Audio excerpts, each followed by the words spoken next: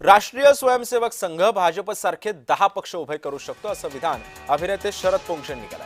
भाजपनं अहंकारामध्ये राहू नये असंही पोंक्षे म्हणाले। नागपुरात राज्य सरकारच्या सांस्कृतिक कार्य संचालनालयाच्या वतीनं व्याख्यानमालेचं आयोजन करण्यात आलं होतं। या कार्यक्रमामध्ये भारत एक हिंदू राष्ट्र या विषयावरती शरद पोंक्षे बोलत होते। त्यावेळी त्यांनी भाजपवरती निशाणा साधला।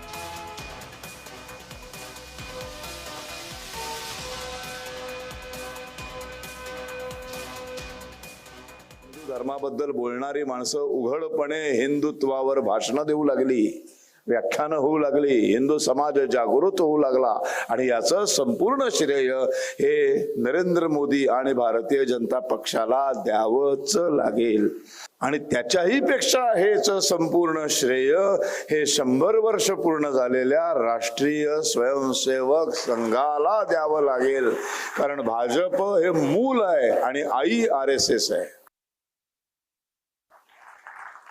नुसती संघटना उभी नाही, त्या संघटनेमुळं आज हिंदू उभा आहे, त्या संघटनेमुळं आज भाजप उभी आहे।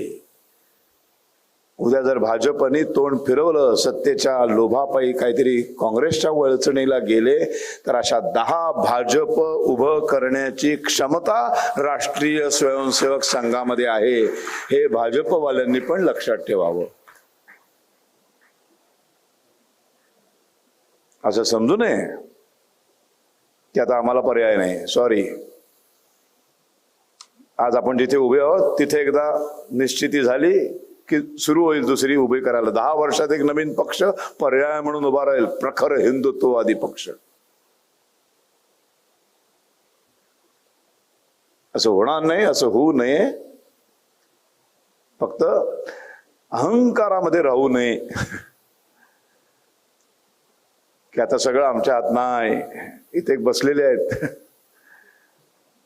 तसं तुम्हाला त्यांनी निर्माण केलंय, तसं अजून एक 10-20 वर्षामध्ये वेळ लागेल, थोडासा 10-15 वर्ष वाट बघावी लागेल, पण दुसरा तुमचा बाप येऊन समोर उभा राहील।